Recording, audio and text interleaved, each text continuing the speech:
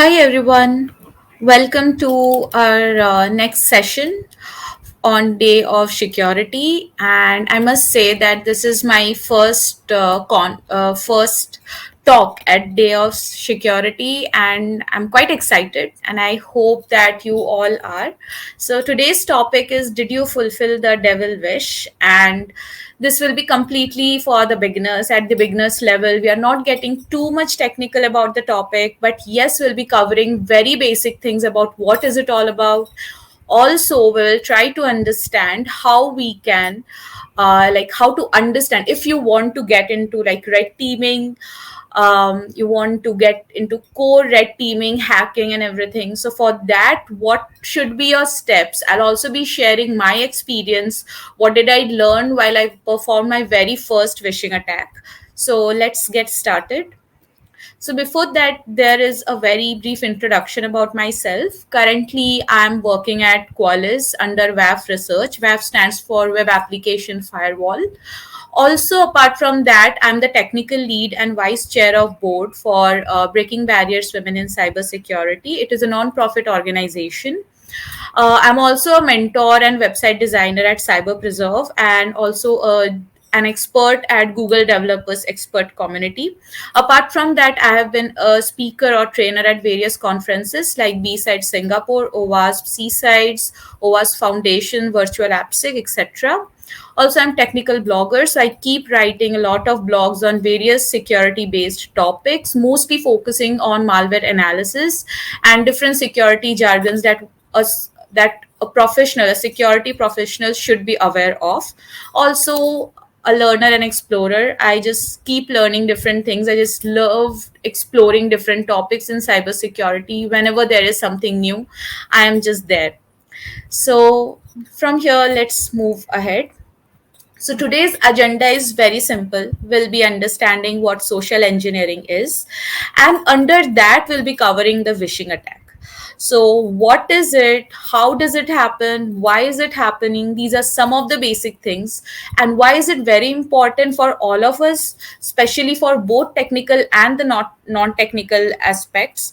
Because the technical people would be able to perform these kinds of attacks for organization under red teams, but for non-technical people it is very important for them to understand if they are getting some kind of fake calls, or how would they understand if it is a phishing attack. So covering those two point of views, I am presenting this session today. I'll be also telling you about my experience. I'll be sharing my experience, as I mentioned before. Like, it was my very first social engineering kind of project that I was a part of, where I had to perform a very small phishing attack. So how did I do that? What was my steps? What did I learn while performing those that particular attack? So we'll be understanding that as well. I'll be sharing that, and it might be helpful for you if you're a beginner into the cybersecurity domain, who is just exploring different topics. And if you want to get into social engineering, red teaming kind of projects, then this could be useful to you as well. And so we have the final things like conclusion and questions. So let's get ahead.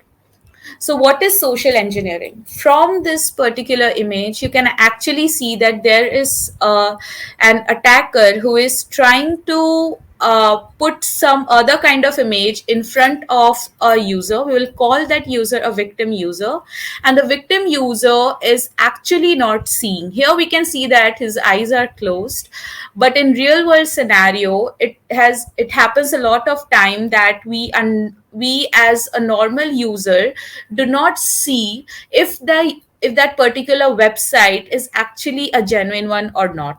So what does an attacker do? The attacker would try to bring some other kind of fake kind of website in front of us, which would look like the original website, and we would end up putting our data or credentials into that fake website, and hence this happened. So social engineering, if we want to understand the definition, it means manipulating users. Sorry. So here you can see the attacker is trying to manipulate the users into giving their confidential data. Now, why does it happen? What is an attacker trying to do? So the attacker's intention in this scenario especially is to steal the confidential data. How can an attacker steal confidential data? There are different ways. Apart from finding vulnerabilities in a website or different applications, there are other ways as well to make use of, or to be more precise, take advantage of human errors. So a lot of times we do not check if the website is a genuine one or not. So if we just see, if we are just looking for facebook.com, or for example in our chat box or in our WhatsApp or any social media platform, we get a link even from a genuine person, even from a friend of ours, we do not check if that website is genuine, because we are trusting that other individual. And trust is a very big thing. Trust is something that a social engineer tries to build to get more and more information from the victim users. So when they're able to build the trust, how are they able to build the trust? They are trying to manipulate those users. They put in different kind of scenarios in front of them, such that the victims would end up giving a lot of confidential data. And what do you mean by confidential data? Any data that is not supposed to be shared with any third person is something very confidential.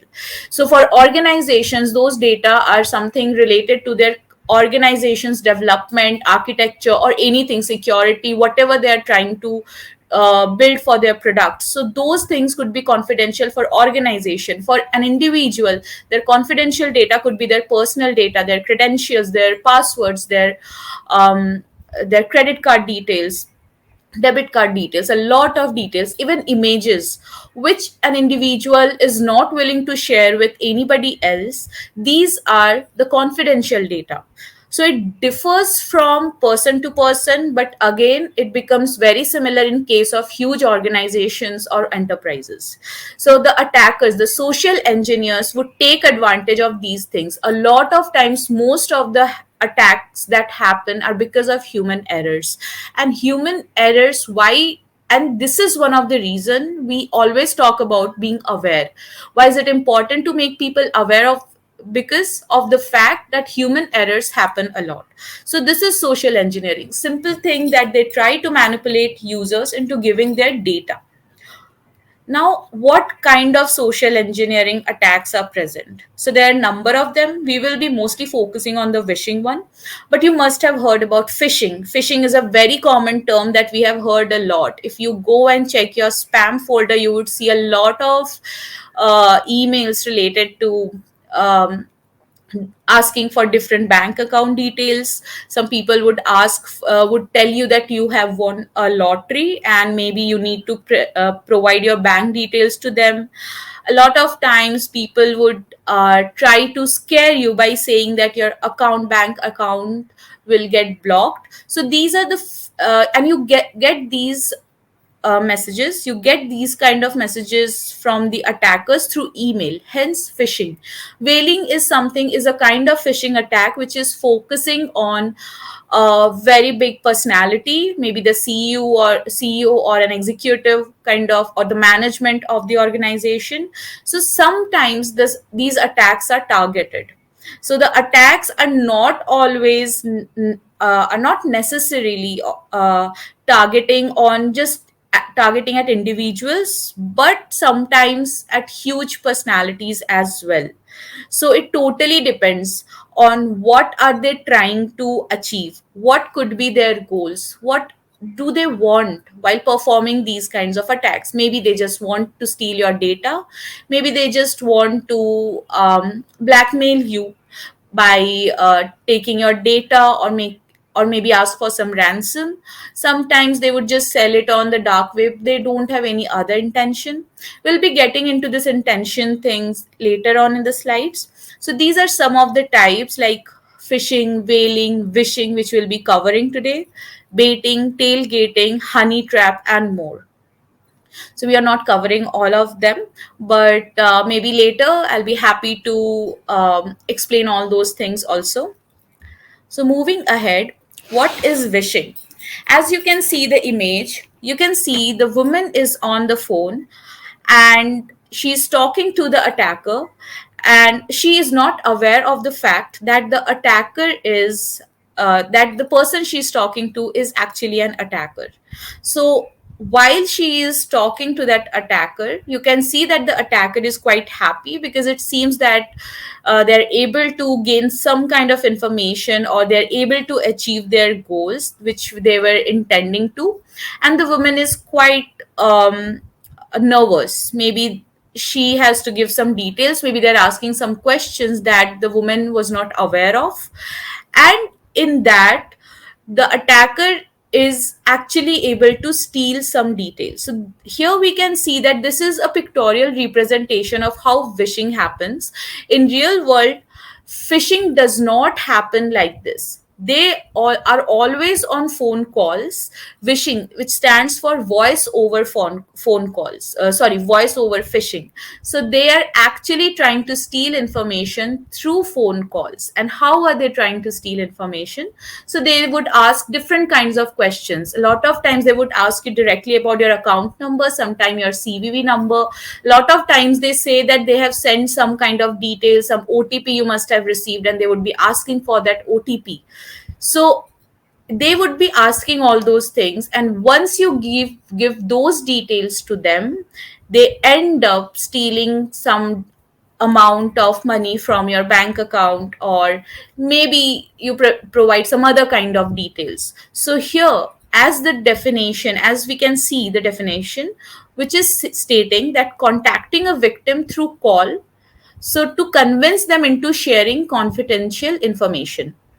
So the attacker would contact the victim and would try to convince them into giving confidential information. Now, how do they try to convince them? Now, it is quite obvious that people are aware of the fact that they should not be sharing their confidential data, and people are aware of the fact that what kind of data are confidential. Everyone knows. Still, this mishap happens. And why does it happen? Because the victims are the attackers are able to manipulate those victims.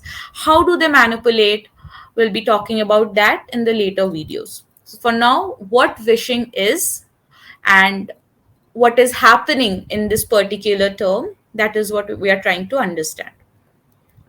So, the very basic question, before understanding the how, why, and what factor of the phishing, especially the why and the how factor of the phishing, have you ever received any spam phone calls, fake phone calls?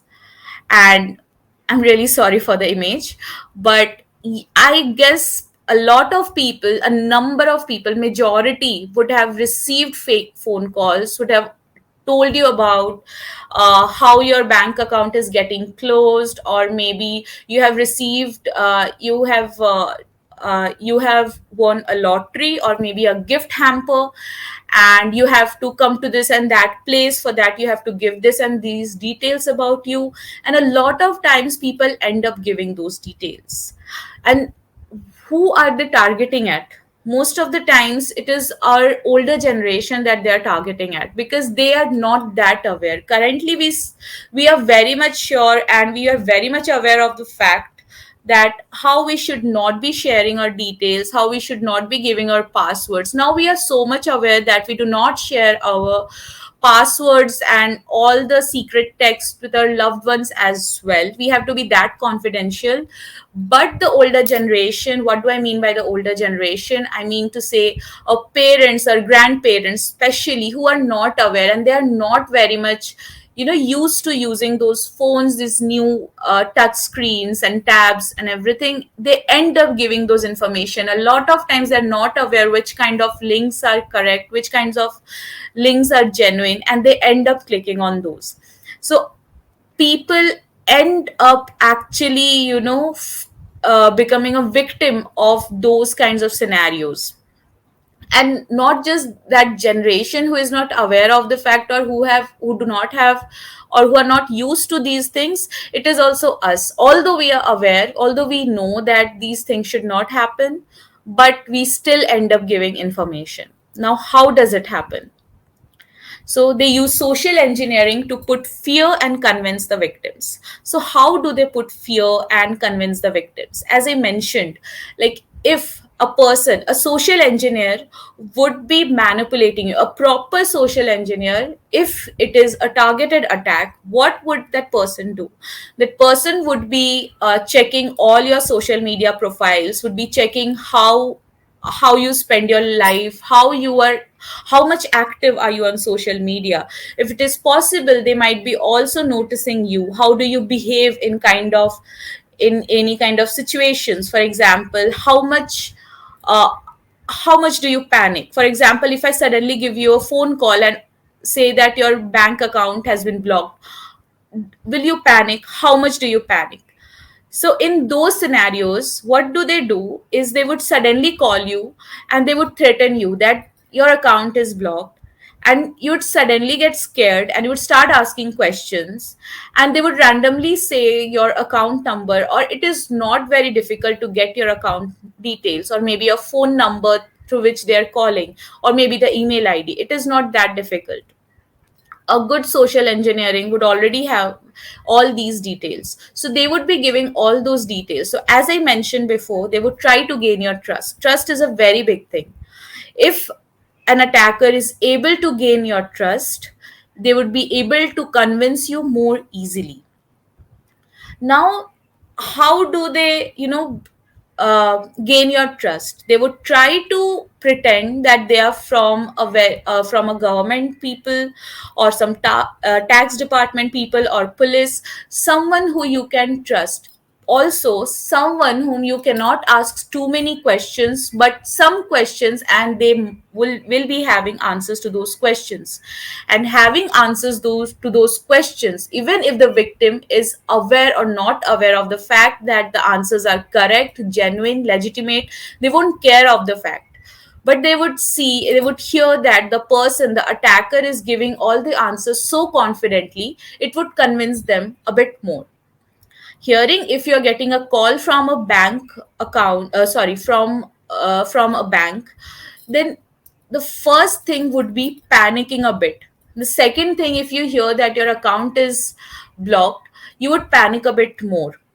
At that time, they might end up telling you that if we are sharing a link with you, or we are trying to unblock your account, you just have to share your OTP.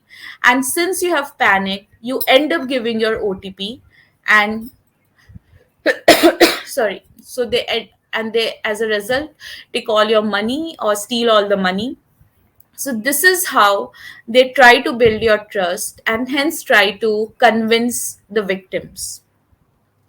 Also, a lot of times they would use threats. So if suppose a police is calling, if they pretend to be a police, so they would try to make threats that, for example, if they are a traffic police, they would call you and say that we saw your bike, which was, you were not wearing a helmet, or you did break a rule, where you are very much sure that you did not go out of the house that day.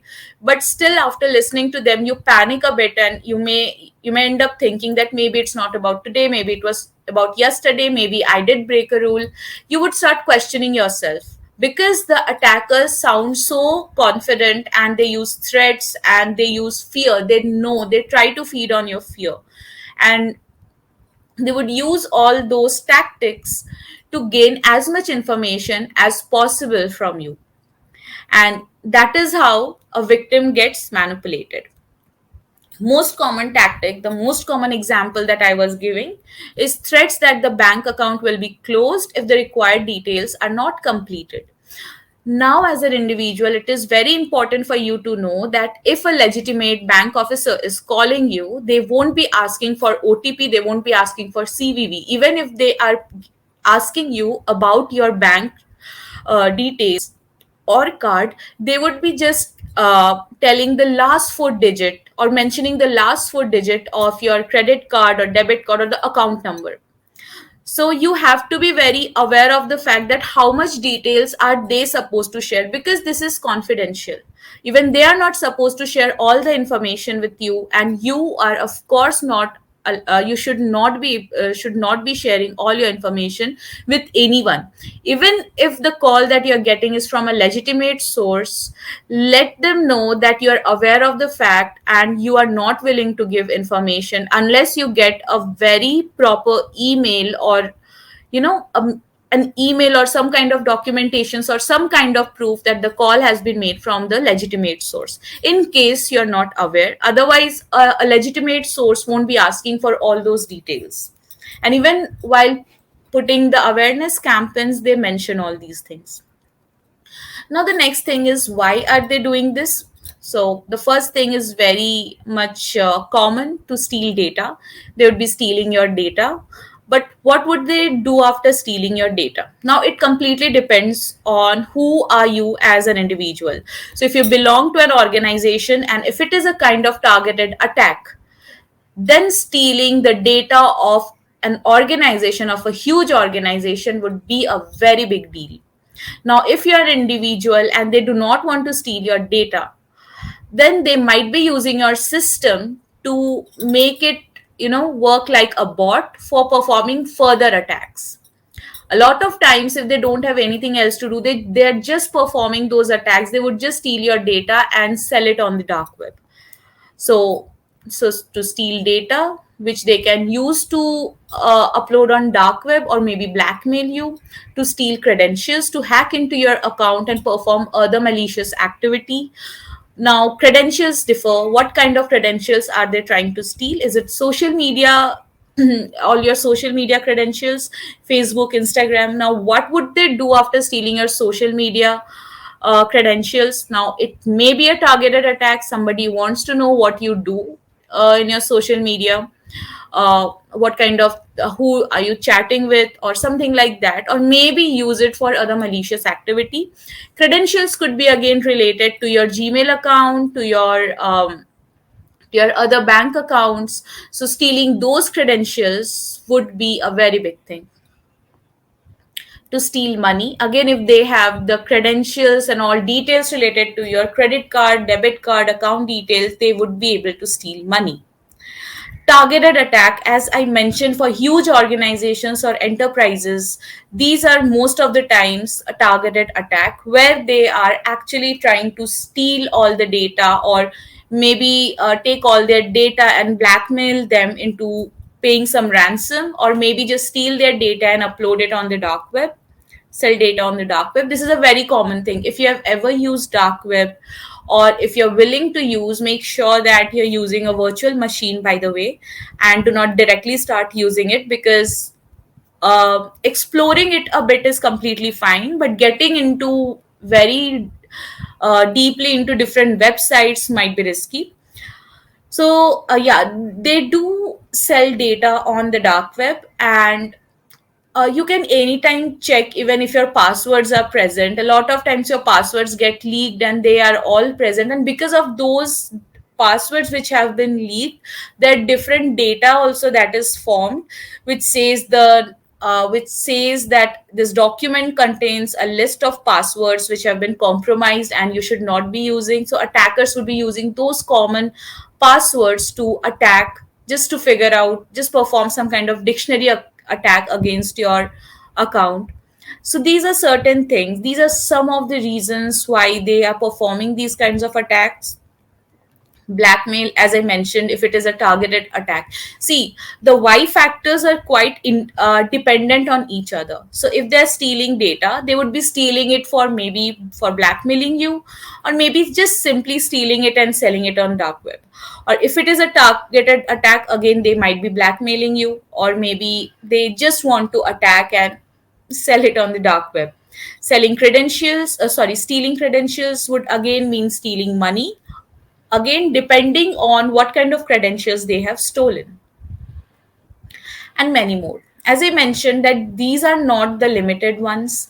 There could be a different reason, but all these reasons are quite interconnected. So they have various reasons for performing these kinds of attacks, and we know how these things keep on happening. Randomly we keep on getting different phone calls, especially from the banks, and these are the most common ones. Now what did I do?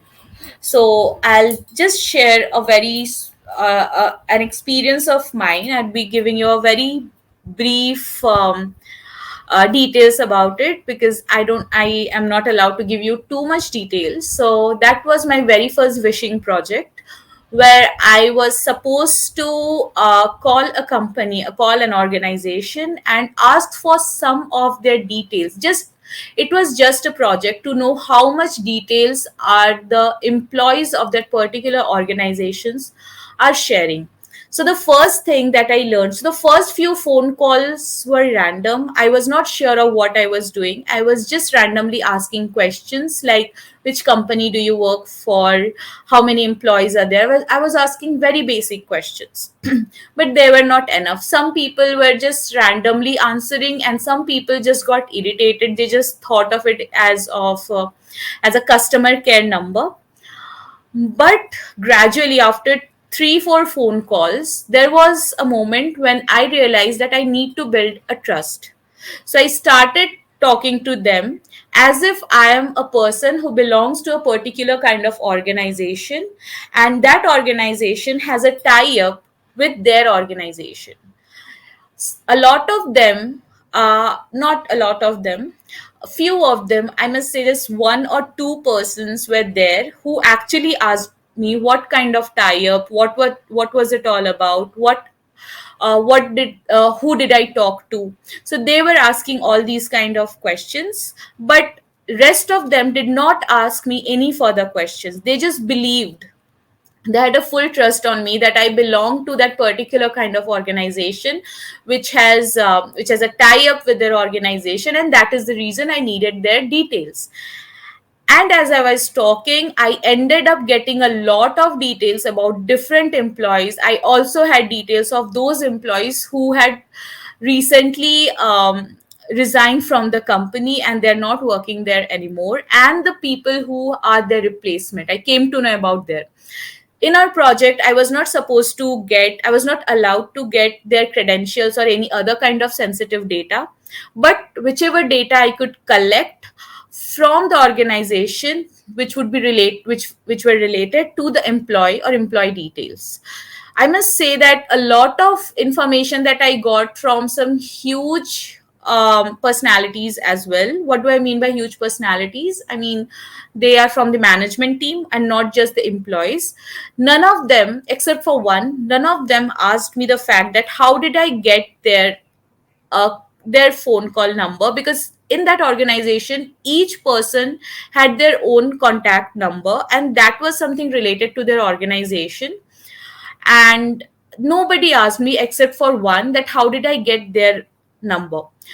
Because if I were an actual organization person who had a tie up with their organization, I would be calling up their HR or some other team, not the actual employees. But just asking all these things, just giving that detail, it built up a trust in them, and they ended up giving me a lot of details about it, and that was really not good.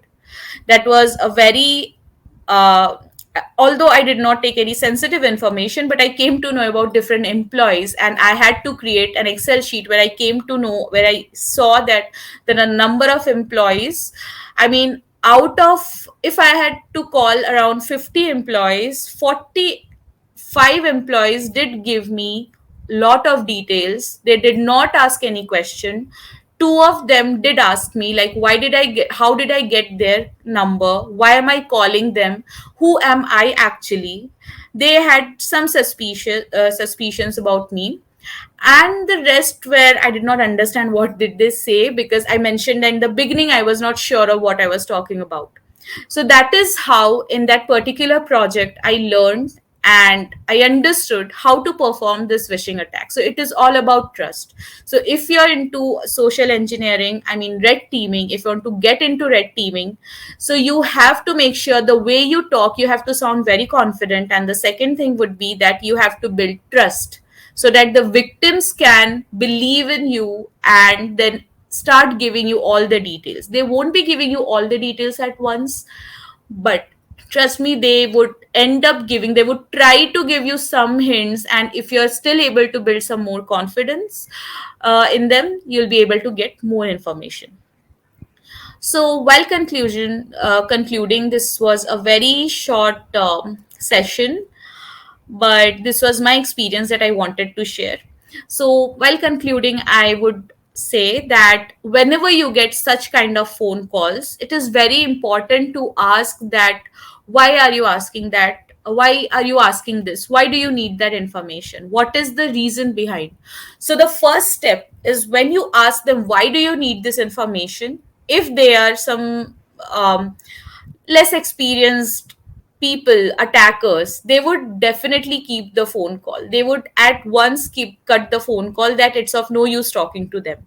This happens. The second thing, if there is an experienced attacker who is calling, they would be having some other answers also. Even to those answers, ask them why. I have received such kind of calls from the bank, or maybe from the government, from the tax department, but I have, and they have never asked these kinds of details from me. Why are you asking this? So ask them, ask the questions. If they are not legitimate personalities, they would be scared. You have to shake their confidence. The actual authority will never ask for your confidential data. As I mentioned before, the actual authority is not at all interested. If they have something to ask from you, if they need some kind of detail, they would not give you all the details, but they would give you such kind of information that would be enough for you to understand that that particular account belongs to you. If you don't know the link, don't click on it. This is something not related to Vishing though, but it is in general. It is, of course, related to phishing, but in general, for social engineering, for anyone, both the technical and non technical person, if you don't know about the link, don't click on it. A lot of time, the links seem to be legitimate, but they are not. There's a reason why do we have a spam folder in our accounts. If any mishap happens in your organization, contact the security team. So in case you end up, a lot of times it is not always a third party who is trying to trick you into clicking on different links or trick you into giving your confidential data. Sometimes the internal people also do so. A lot of attacks happen because of internal people, and those are not human errors. Human errors are something that happen when an individual mistakenly end up clicking on a link, or put some kind of wrong details, or put some other kind of information. They're not aware. Maybe they are just, instead of putting some other IP, they end up putting some wrong IP. These are human errors in technical term. But an internal, if there's a person who is actually collecting your data or whichever information you are giving them, uh, and if they use it against you or against the organization, that is a kind of attack that has happened, and contact the security team. There will be incident response team or other security team who are going to handle that, because they need to protect the data. Be aware, do not share your or your known people's information with anyone. It is very important. If you don't know the people, you don't know the person, if somebody comes and asks you about somebody you were with, do not disclose the information. It is very important. Like, you can directly tell them that, I'm sorry, I don't know you, I cannot give you the details. A lot of times what happens, those people would try to gain your trust, but again, you have to be very aware of what kind of details or information you're going to share with. Even with your friends, it is very important that you do not share your confidential data, your credentials, your PIN number, your OTP, your passwords, even with your friends, even with your closed ones. Because in this security, with advancement in security, there's advancement in attack scenarios as well. So it is not a very good idea to blindly trust on anyone. So you can reach out to me through my LinkedIn or Twitter handle. I'll be more than happy to help. I'll be more than happy to answer, and anything related to phishing or any other security related terms, jargons, or anything that you want to talk to me about related to this topic. I'll try to put it up on my GitHub as well, and we'll share the link with you. So that's it for today. We can take up questions. Let me know if you have any other questions.